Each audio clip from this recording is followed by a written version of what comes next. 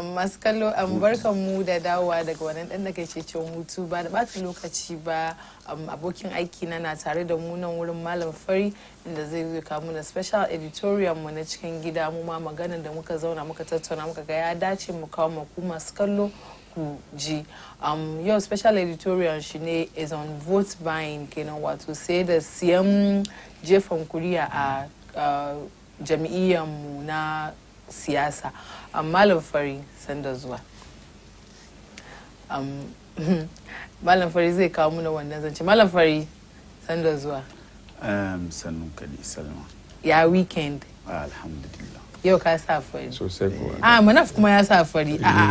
Yau kun annex na. Ganga muka yi. Fulla yellow. Fulanka kuma kamar ya so ya match the skirts na. Yellow kuma da one. I want the brown. I'm color blind. Wanda yellow ne ruwan kwan ji. Shi ne ce I am color blind. Yellow kuma kaman gold ko. Kaman gold carry wanga gold ne. Carry gold. Wan na kinga dai kaman brown. To na ji tunda kun bashi brown. Lele you are color blind. I'm color blind. But we are not blind because jiya mun ga abin da ya faru daga Accra Sports Stadium yayin da MPP suka je suka gefa kuriya suka zabi manyan da za su jagoranci party nan in the coming years. Mun ga manya ban ce manya na ce don credibility da shi chairman nan ya ajiye aikin shi ne bai contest wanga election ba. Wanda aka san shi dama Steven Tim ya contest for several times ya attempt da ya samu wannan position na chairman kungiyan siyasa na MPP amma out of 5 attempts I think in 20 years yanzu delegates in party suka ga cewa kama ya kamace a bashi wannan dama ya contest shi da Asamoah Boateng. They were the front runners, but at the end of the dinner she win ya dauki shi masayi na chairman na kungiyar siyasa na MPP. But the biggest shock ne John Bodu da ya lose election.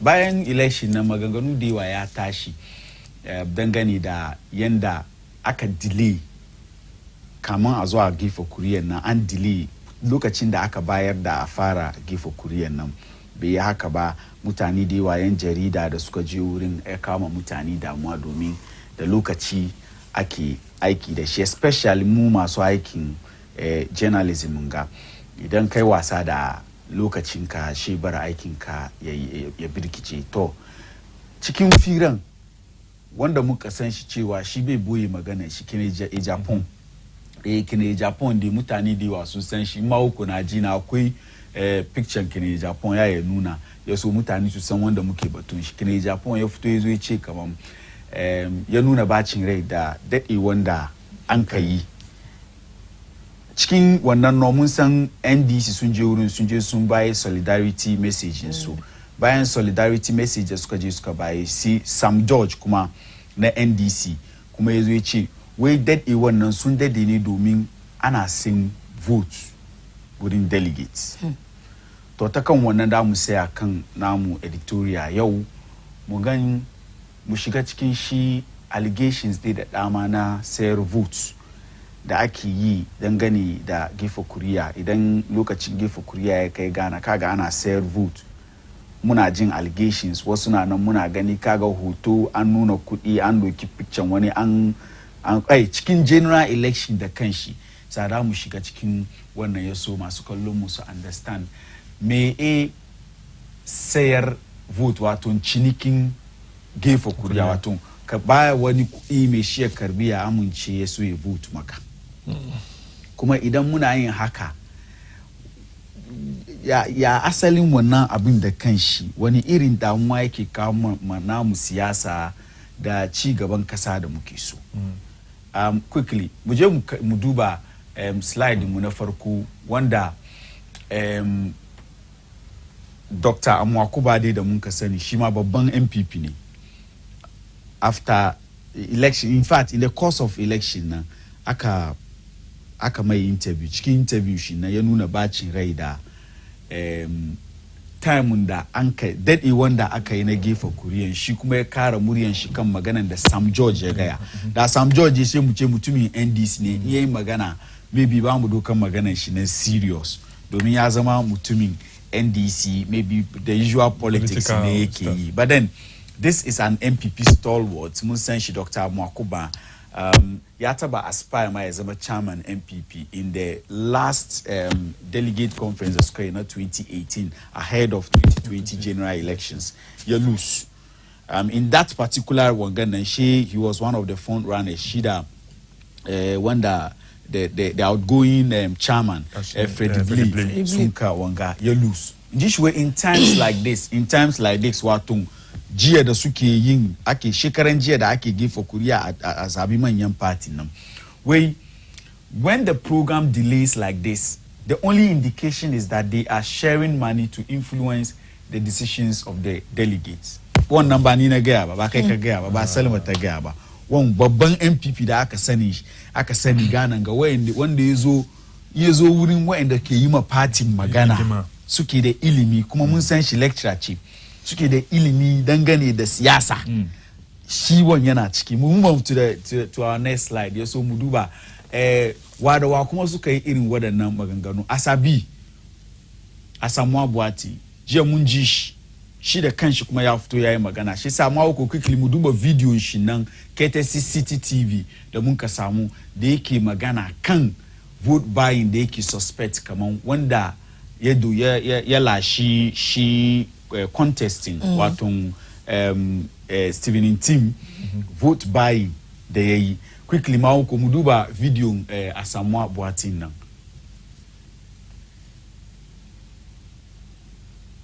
pinpoint approach 60-40 and a courageous leader that can bind us together and can face the NDC squarely. That's what we're talking about. A lot of people are predicting that the other Stephen is going to win. Untrue, he's buying the votes. He's buying the vote. That's a serious. Oh, it is. I've got a message from a known person. Let him go ahead. I am not selling. Look, I can show you.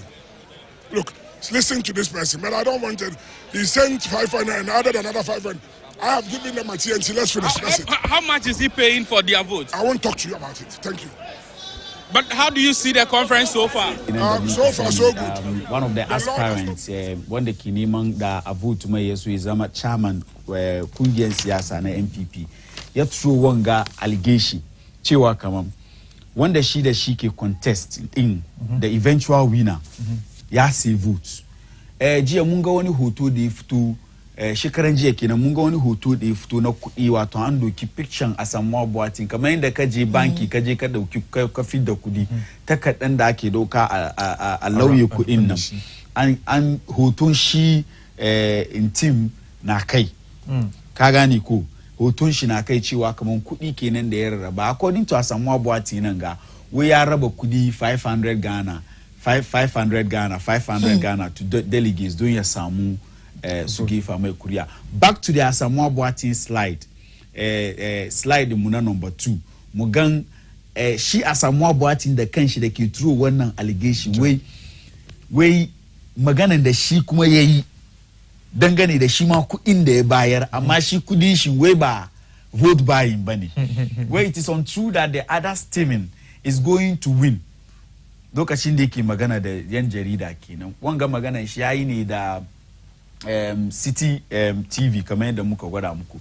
He's buying the vote. I got the message from a known person. I have the message. He sent 500 and added another 500. One quote ne kenan verbatim magana da shi ya gaya. Wai me Asabi described monies he gave. Shi yanzu shi kudin da ya baye dai wai shi TNT ne. What is the difference? Shi kudin da shi ya bayar wai TNT. The difference ne nauyin kudin. Shi ce wai shi nawa ya bayar 150 cedis 100 cedis. Shi na shi TNT ne. Shi sa yanzu aka mun establish kaman ko shi da ke allegation kaman wani ya bayar kudi shi ma ya bayar kudi. Kurun ne wai na 500 na shi 150. Amma abinda muka establish yanzu ne ko shi da kanshi ya bayar kudi. Move on to the next slide ma uku yeso mu ci gaba da bayanin mu. Ga kuma Mr. Joseph Mensah da muka sani former MP na Kwesimin team da ke Western region. Shi kuma maganan da yayi dangane da shi vote buying da muka sani ana yi, where it is true we had to save some money and give them some little thing to induce the delegates to vote for us. Yana we gaskiya ne ya kamaci su save wani kudi na dai samu wannan kudi ya save aikin da aka bashi yana yi maybe as MP inda yake samun kudi she save wannan kudi idan ya save wannan kudi she doki wannan kudi ya say vote ya yi me ya influence delegates ya so to su yi me su vote. It is normal in our politics now ka gani ko ya zama culture kenan ko ya zama normal. I'm highly against it where shi bai amince da shi ba, but that is the system ba wai haka ake yi. We are operating now. I've been in parliament for only a term and I witnessed when the NDC kaga shi kuma ko yayi magana shi na ya bari yana batun NDC was going for the primaries. It has become the highest bidder gets the nod. I will not shy away from this. Watun Ghana Web na samu wannan yasinin shi. Shi sa abuche sayar vote, say the vote, the sayar vote. Abuche da even politicians nan da kansu da ake musu wannan allegation, ake musu wannan zargi. Su da kansu yanzu aka suna fitowa openly su zo su ga mutane kaman muna sai ne domin ana so mu sai ma ko move on to our next slide ya so mu ci gaba da karin bayani kan wanga zance mai yawan muhimmanci. To shin bayan da aka yi gefa kuriya 2020 CDD da muka san su da Ghana Center for Democratic Development da muka san su in short ana kiransu CDD sun kai wani bincike ko bincike where a CDD Ghana post-election survey in 2020 revealed that the standing for presidential election in Ghana cost a whooping $100 million.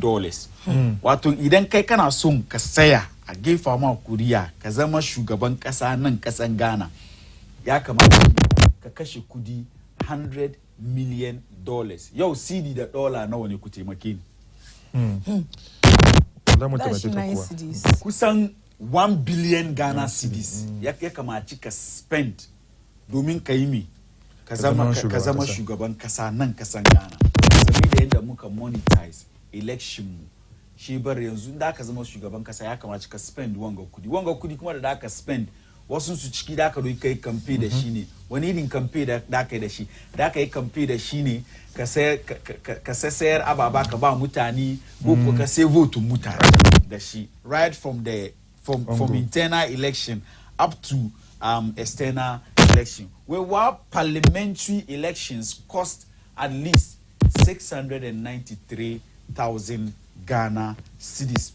Duk wanda ya taba sayawa aka gefa mai kuriya na parliament duka ya san kaman shi wannan magana da nake magana ce mai gaskiya da parliamentarians kullum suna fitowa suna complain cewa kaman idan suka je suka saya wai a gefa musu kuriya suna bashi suna yawan bashi she mu tambaye kanmu dan yasa mutum ke irin bashin ga amma kullun ya zo yayi yaki wa a vote mai in an ce ma shi ba dan kasan Ghana bane ya je court yana jayayya mun zo mu ga wadannan ababa duka where a significant portion of these shocking amounts is reportedly spent on the buying of votes, and this continues to undermine Ghana's multi-party democracy. Quickly we move on Mauko yaso mu understand wanga zance da muke yi wai idan muka kasance muna yin haka it's a dangerous culture. Don sun yadda wai abin da yazo ana yi kenan. But then yana da kyau muna yin haka. No, bai da kyau. It's a dangerous culture. A phenomenon of vote buying occurs at all levels of the national political election system and in both intra and inter-party elections, especially within the two major parties, the Mukasani, MPP, the NDC. Party executive elections, internal party primaries, presidential and parliamentary elections, to even the confirmation of MMDCs by assembly members have all been characterized by vote buying. Musani, nan gan ka zo kasan mu kowani steps na siyasa idan da gefa kuriya ana sin vote mun san wannan ko babu shakka muna da wani video na Jabuso aspiring MC dai da aka nominate shi ya samu ya babbaye kudi ba vote mai ba ya yi wushi ya fito ya ce su bashi kudin shi hadda budiya shi yasa mu je mu duba wannan video na Safukan Tanka Jabuso MC nominee da bai samu ba mawako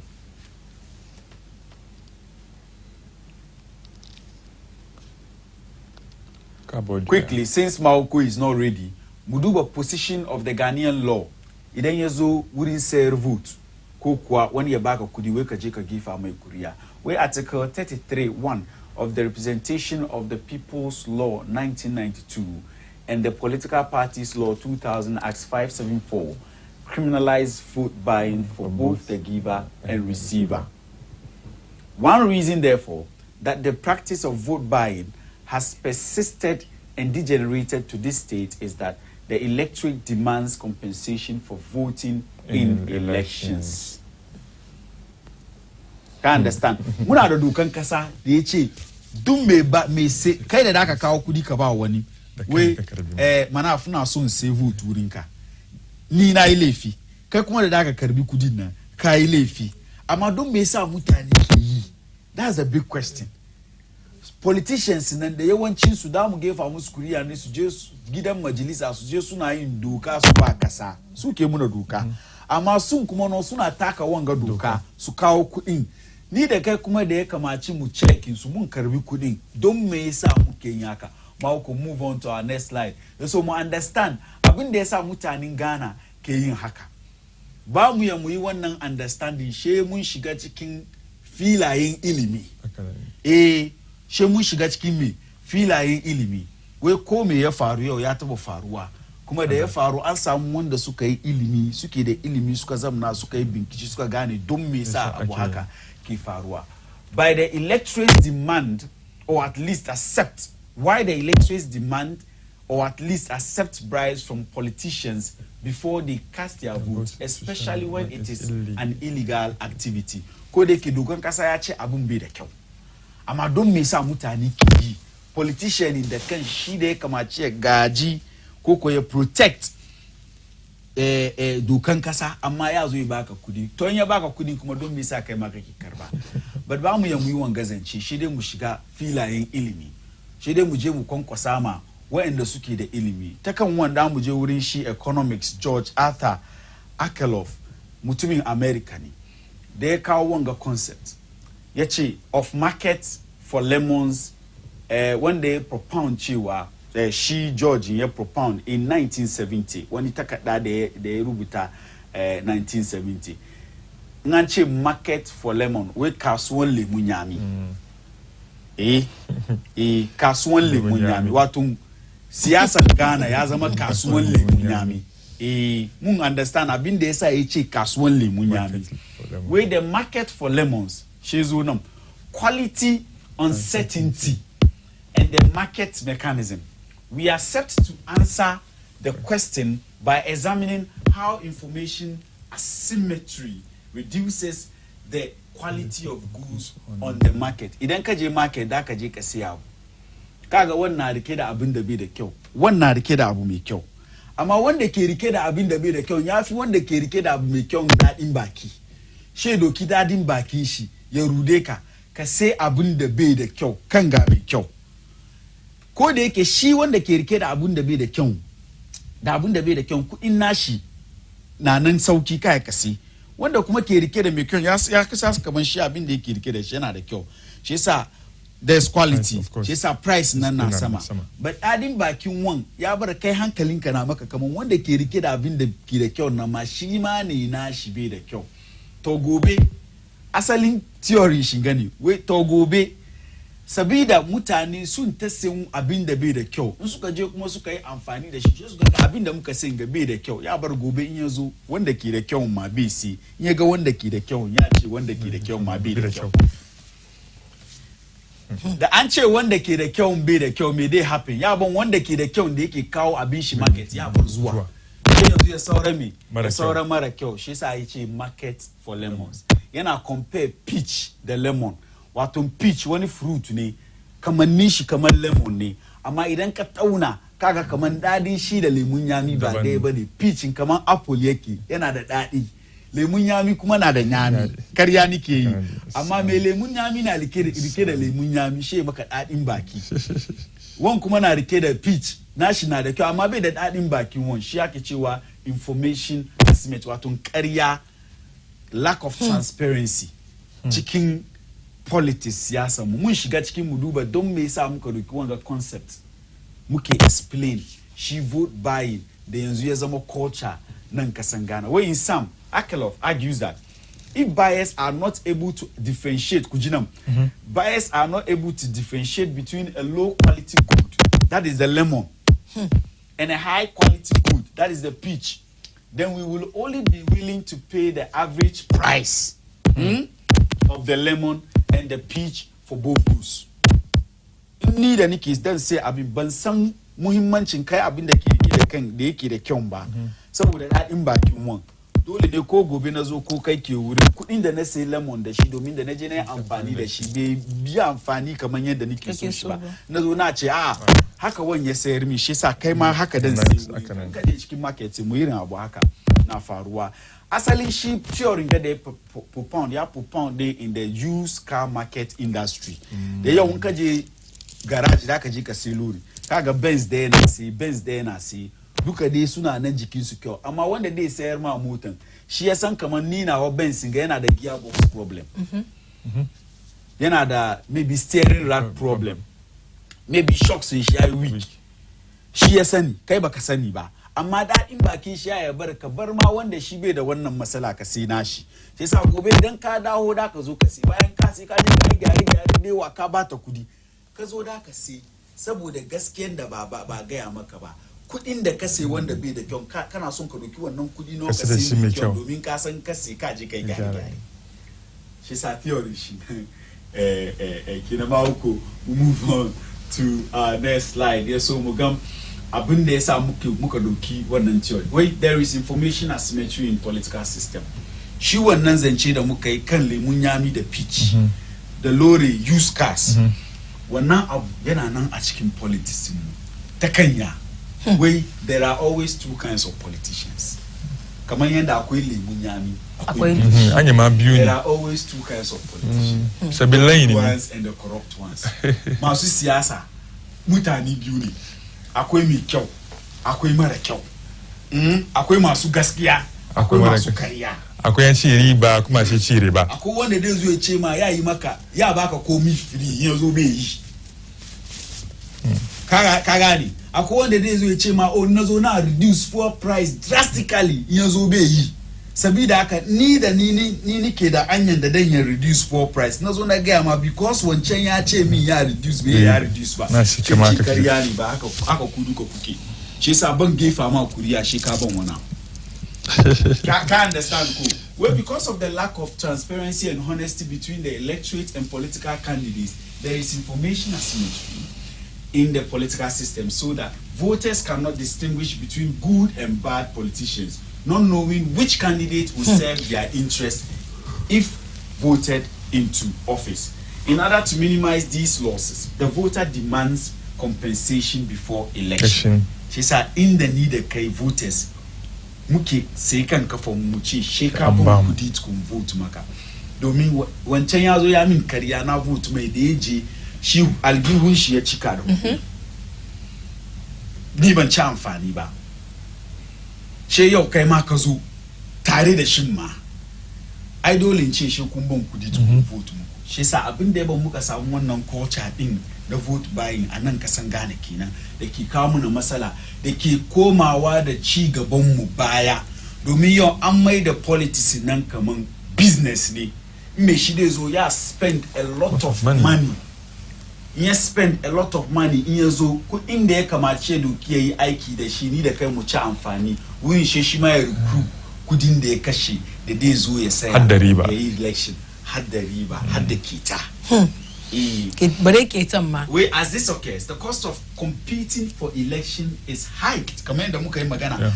Inda ka compete for election Ghana yana da sada da yake baka iya wannan. You go and get financiers. And these financiers, they are businessmen. When they come and put their money in your campaign, nka win ka carry ya kamachi ka nemi wani aiki contract ka basu sha adoki contract abaye a inflate contract sura ke ga kullum muna ji we are inflate circle over interchange we inflate kasuwa interchange inda yake zuwa yake fitowa kenan sha inflate contract abashi saboda shi ma ya fanshi kudin da ya doke baka ya taimake ka domin yin siyasa kasan mu nan Ghana yana da sada when eventually a good politician is forced inde ni banda kudi banda wanda zai taimake ni banda wani kudin da na sata yake aje da zan doki wannan abu da shi ai dole ni good politician nan na ja baya bow out of the race. She said this is telling you something that today in Ghana politicians in the muke da su nan kasan Ghana da yawancin su bad politicians ne. That is the main reason why ba mu da politicians that has take bold decision mu duka mun san masalan da ke damu mu nan kasan Ghana da hanyar da da ya bi a solve wannan problem, but our politicians are business minded. They put their money in and when they come they recoup their money. Where that's information asymmetry between politicians and the electorate leads to a situation where voters adversely select corrupt politicians for themselves and drive away good politicians. Saboda irin wannan same vote that politicians da suke da kyau da damu ya muci amfani su ba su stand because the cost of running elections na da sada domin ya zo ya sai vote na she ban ya kore su sabida yasa kaga cikin siyasa mu baka ga wasofu ciki baka ga malami ciki duk wanda ya zama principled person bai yi siyasa Ghana in ma yayi siyasa ma karshe ya zo ya zama mu domin if kaman for instance batun IMF ga da kire Japan ya je yi magana lokacin John Dramani Mahama yace duk gwamnatin da ya je IMF ya fi amma yau ya accept kaman shi na shi gwamnati da suka ce su ma sun fail. You see, that's the principle we are talking about. Can't understand. But how many politicians that's a see one now? How many politicians that's a chief? Government in take one decision. Maybe there is a corrupt act. Oh, when I'll be a faru, Nina resign. Shekaran Jenga, Minister of Health, DJ Sevasit, Munji Maganganun de Zochiki. Money in Kasan Tureni, that's because of principle. Yeah, resign. Shekaran Jenga no we cash for seat. Magana de wa ezozo aka investigation. One minister ne yace now resign an investigation. Amma mu nan ga yazo she aka kama musu domin kudin nan da ne shi ya sata mu no dai kawo muna mu ci ma ku move on to our next slide lokaci na so mai da mu wai in the Ghanaian contest shi sa yanzu aka magana da muka yi bar mu situating shi into the Ghanaian contest yaso ndasa aya kan wanga zanci na san up to now dai masu kallon mu dewa sun understand abinda muke drive at dangane da shi wannan same voting ya sunan shi said the sayarwan vote day where in the Ghanaian contest citizens have lost hope in the political system. Is it true? It's true. Salma, we have lost hope in the political system. Oh yes, and have become disillusioned by political parties and their candidates. The failure of successive governments of the political duopoly, political duopoly, watum Jai parties, MPP, the NDC, to deliver on their promises. Promises such as when we come, we reduce fuel prices drastically. Promises such as we will employ NAPCO trainees and they are still there. 8 months, you have not paid them. Promises such that we will pay teacher training allowance, you are not paying. We will pay nursing training allowance, you are not paying. Promises such that munkawa mutanen Ghana na suwa amma mutanen Ghana na nan cikin fitina waɗanda suka samu na suwa su ne yan siyasa. Of course. Go back about. Where the electorate then becomes transactional in their political dealings. Of course. Said the same. And transactional. How could he move on? Yes, so Modessa Aya can one out. Ya damu ya mu maganci wannan abu. Nan ka san mu Ghana. JMPP sun je sun gefa kuriya. That is the cocoa season for the delegates. It is the time for the politicians to pay what they have taken from us abinda suka doki wurin mu jiya shekaran jiya program da aka yi wannan lokaci su kuma abinda suka doki wurin mu da bai ci su doki ba an karbi da su doki su ba mu to haka abin yake is a cycle muka kare shi mu kuma zo mu zamna mu ce gari yayi karfi Ghana bai cin gaba shi yasa in dai muna son mu gyara wannan situation ya kamaci mu je mu dauko pitch sellers na that's a good politicians na mu bar karbon kudi yaso siyasa ya kama ransu mu tashi gobe mu ce wani sheikh da aka san shi ya shigo cikin siyasa ya ce ni ma dan zon contest a vote me as a general secretary of NDC as a general secretary of NPP ba wa'anda ba su son gaskiya azalimai zalla ya kamaci mu ba su cikin fagen siyasa mu suna cin mu tuwo a kwariya shi yasa it is a responsibility mani da kai da ya kamaci mu canja mu dauki soyayyen kasa mu sa kan zuciyar mu maganci wannan matsala domin idan ba mu yi maganci wannan matsala na vote buying ba tabbas kuɗin mu kullum algifin politicians zai ta shiga da yawanci idan an kai wurin gefe kuriya su talfi kaɗan ko ya ke fari su talfa su ba mu don mu kara gefa musu kuriya su ci gaba da satan kudin kasan. Assalamu alaikum, sunana Malam Fari. To Malam Fari mun gode sosai ka kara mana bayani ka buɗe mana chapters da mu sani ba mana. Amma Mark me kuma ya zama magana cewa kamar ba su record any bribery daga wurin election su ba. Shi ma ra'ayin shi kenan. Amma kuma la'alla maybe we kuma yace tambaya kamar we wayanda suka zo wurin like all the yasunan shi media houses suka zo wurin wai su kawo evidence cewa sun ga wani abu irin haka to gashi nan wani kuma wai an send kudin nan through abinga muka yi nan ga duka court ne da muka dauki wurin su verbatim to gashi video da muka buga shi Mark Menum wanga election ba candidate bane one of the candidates ya fito ya ce shi ya samu reliable information kamar wanda shi da shi suka contest ya karbi kudi shi sa Mark Menu da shi fire yake na gaggara ya sunan shi ya gyara kasa that is not to say kamar MPP ko su kin duka wannan ne mun san masu siyasan duka suna da wannan matsalan they are all guilty kamar yadda suka cewa ba evidence ana kullum ana nuna wa muna gani amma ana magana ba ci same thing yake sake faruwa kawai